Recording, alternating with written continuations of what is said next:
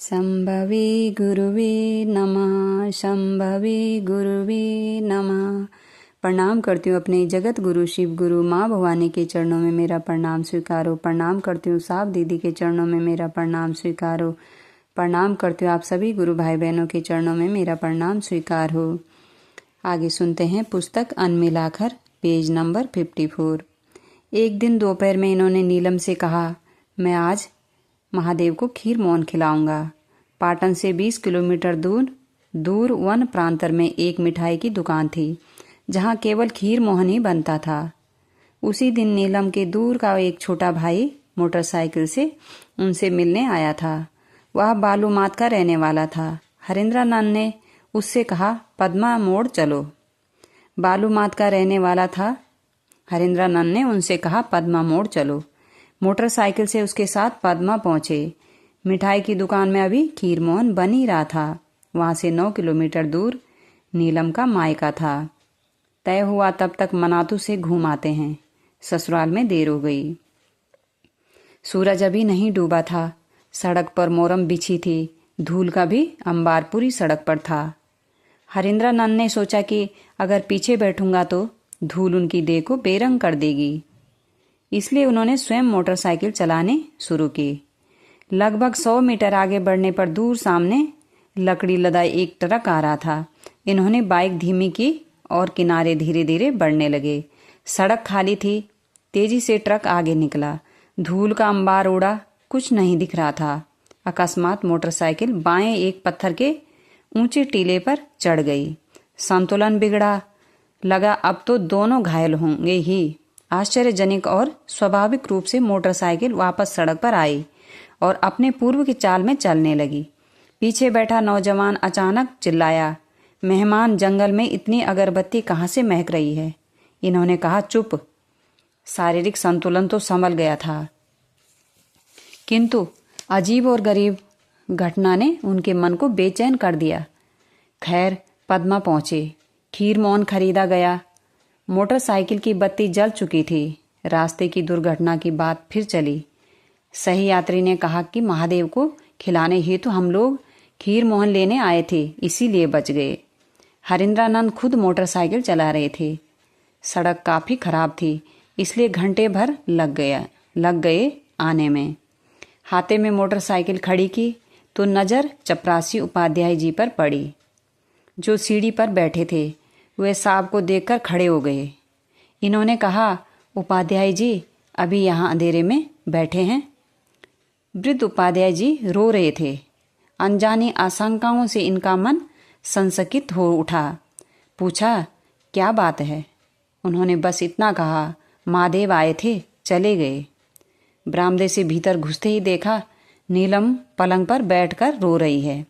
सामने लाल एक रंगे कपड़े में ढेर सारा प्रसाद खुला पड़ा है।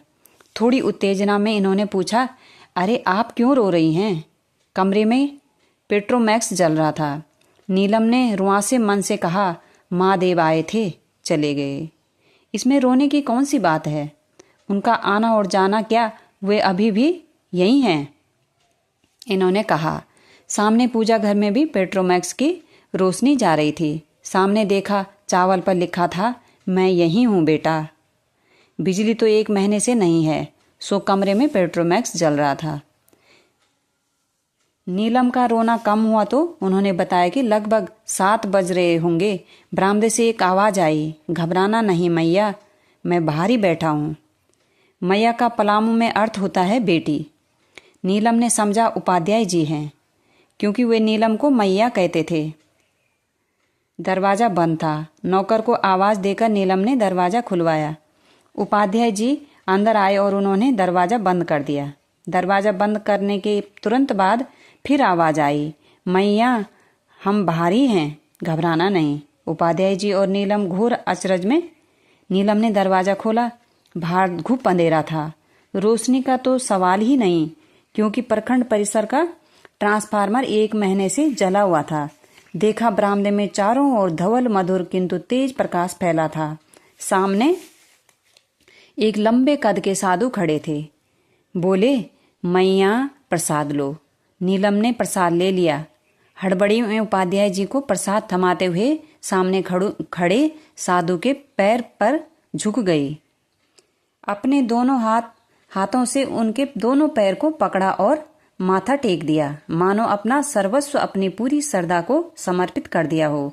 उपाध्याय जी अचंभित अपलक देख रहे थे। नीलम ने पांव पर माथा टेके हुए कहा, आप चलकर थोड़ी देर बैठिए, साहब अब आते ही होंगे।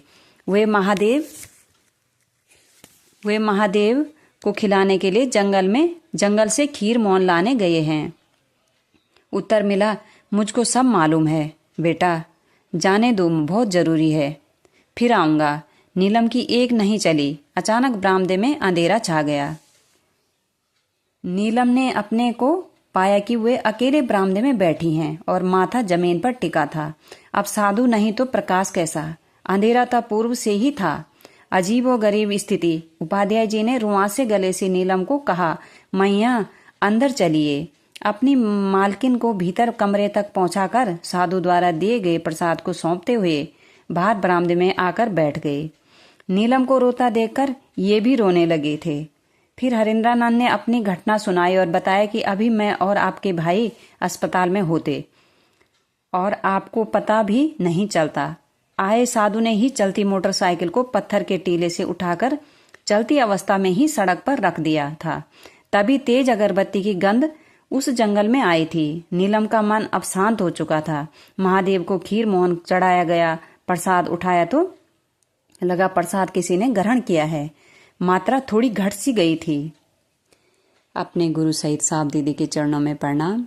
आप सभी गुरु भाई बहनों के चरणों में मेरा प्रणाम। आज के लिए इतना ही, इससे आगे कल सुनेंगे।